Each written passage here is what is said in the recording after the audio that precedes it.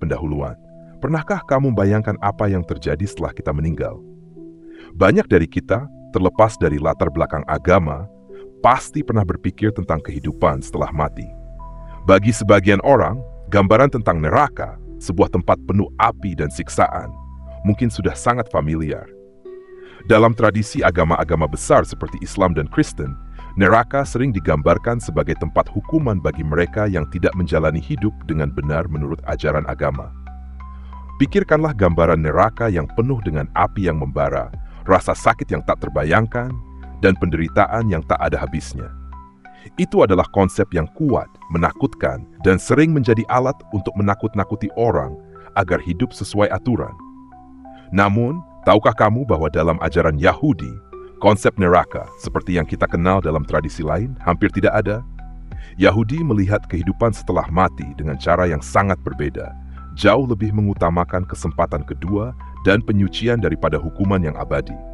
Mereka percaya bahwa setiap jiwa, tidak peduli seburuk apapun dosa yang telah dilakukan, memiliki kesempatan untuk disucikan dan diperbaiki.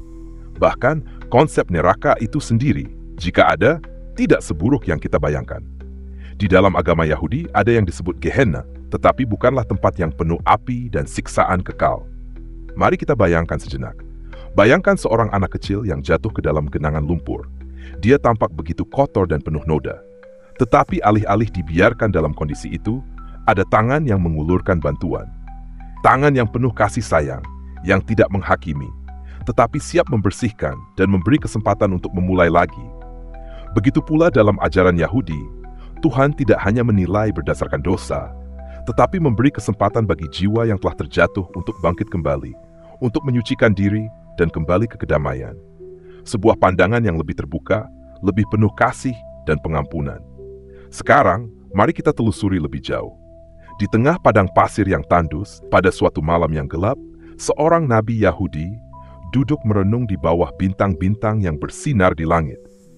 Dia membuka kitab kuno yang sudah berusia ribuan tahun, Torah, dan dengan penuh rasa ingin tahu, dia membaca tentang kehidupan setelah mati. Dia tidak menemukan gambaran tentang api neraka yang membara atau suara teriakan orang yang menderita, seperti yang sering digambarkan dalam banyak tradisi lain.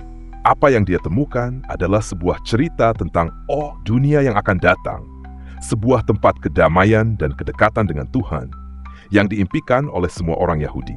Bukan sebuah tempat hukuman, tetapi sebuah tempat bagi mereka yang telah menemukan kebenaran, kedamaian, dan cinta Tuhan. Dan dalam perjalanan pencariannya, sang nabi juga membaca tentang Gehenna, bukan sebagai tempat penyiksaan, melainkan sebagai tempat pemurnian jiwa-jiwa yang perlu dibersihkan. Tempat ini tidak abadi, melainkan sementara. Tempat di mana jiwa-jiwa yang telah berbuat salah dapat mendapatkan kesempatan untuk bertobat, untuk kembali lagi ke Gan Eden, sebuah tempat kedamaian yang sejati. Bagaimana jika kehidupan setelah mati bukanlah soal hukuman, tetapi soal perjalanan menuju pemurnian dan kedamaian? Sebuah dunia yang penuh dengan kesempatan kedua, penuh dengan harapan dan kasih Tuhan, dan bukan ketakutan akan hukuman yang abadi.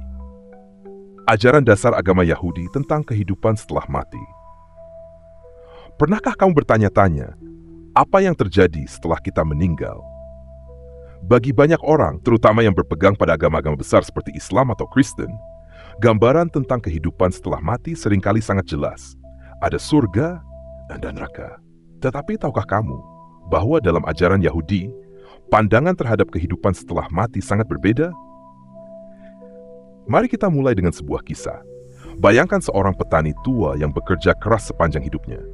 Setiap hari, dia bangun pagi-pagi sekali, merawat tanahnya, menanam biji-biji yang akan menjadi panen, dan memberikan hasil kerjanya kepada orang-orang yang membutuhkan.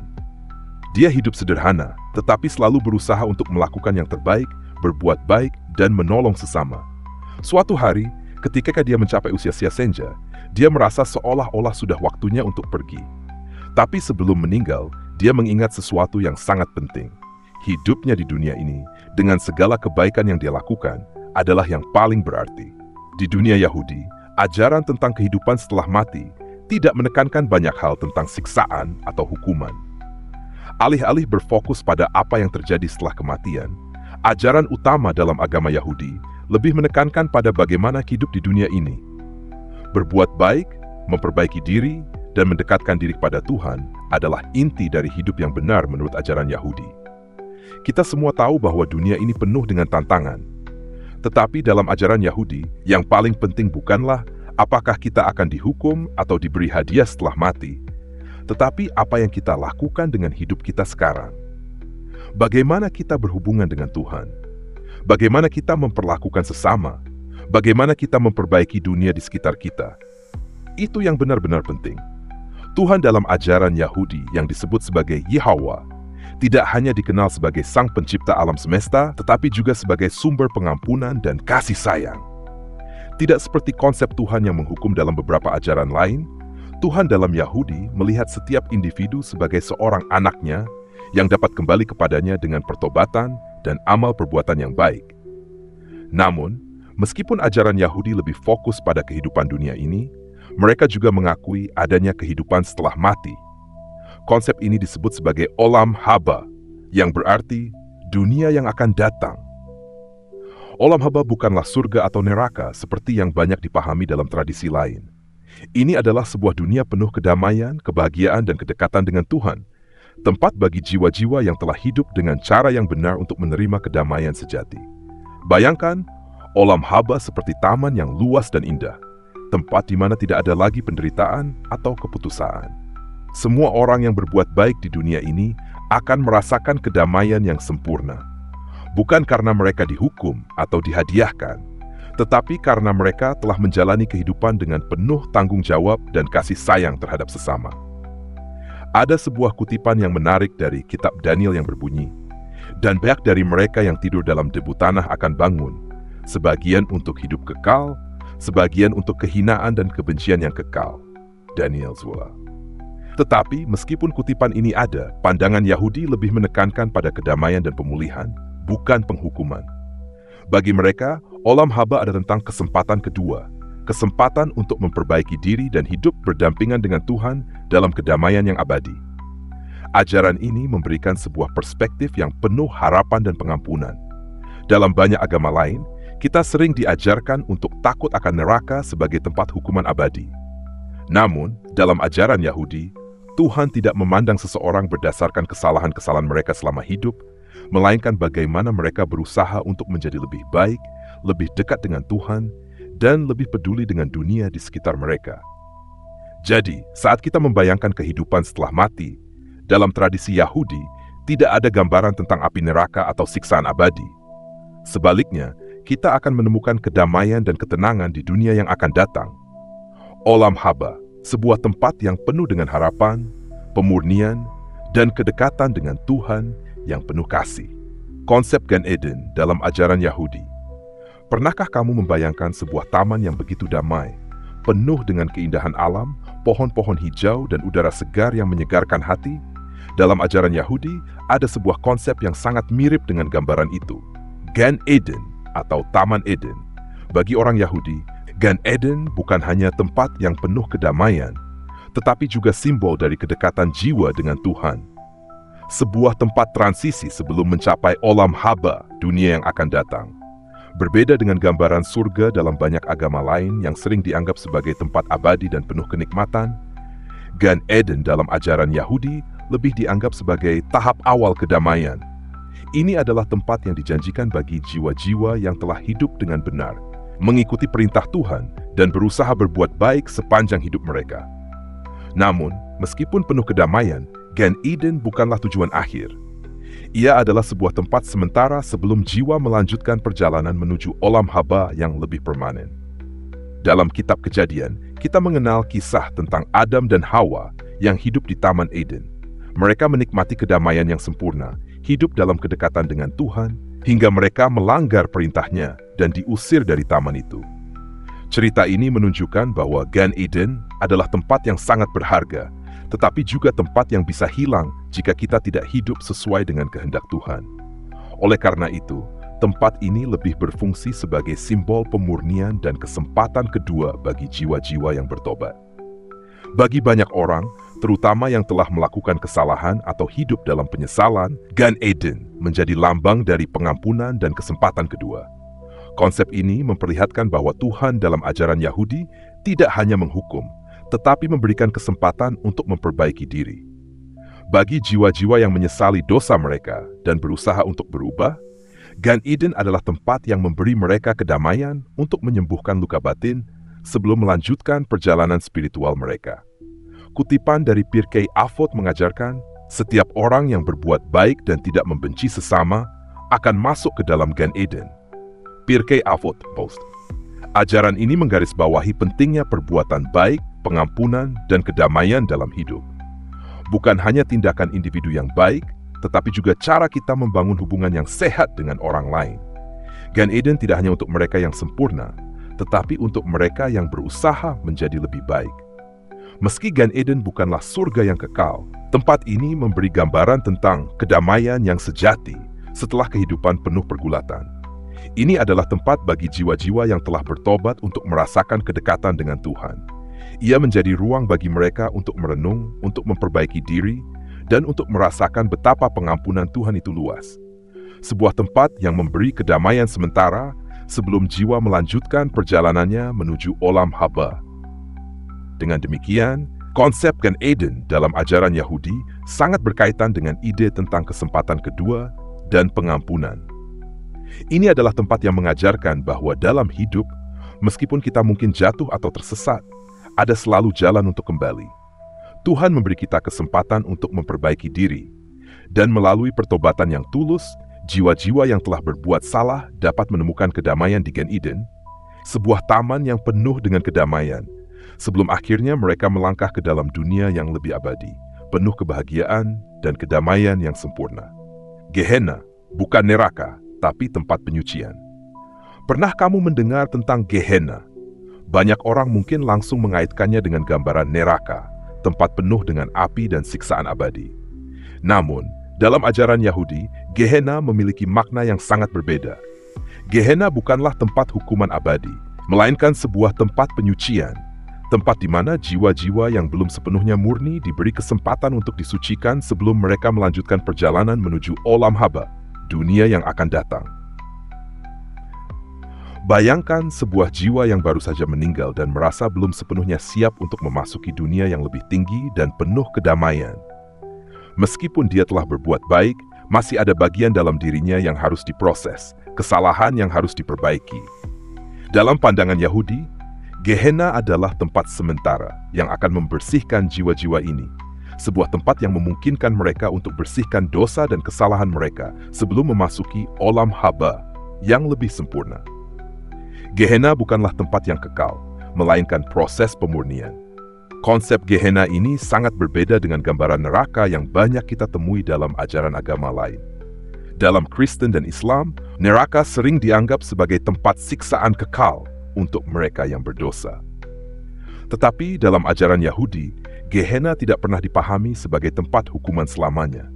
Sebaliknya, ia lebih dilihat sebagai proses pembelajaran spiritual, di mana jiwa-jiwa diberi kesempatan untuk belajar dan berkembang sebelum mereka siap untuk memasuki kedamaian yang abadi di olam haba. Salah satu kutipan dalam kitab Talmud mengungkapkan, seorang jiwa yang akan memasuki olam haba harus terlebih dahulu melalui pembersihan di Gehenna, seperti emas yang dimurnikan dalam api. Talmud Berahot Apones.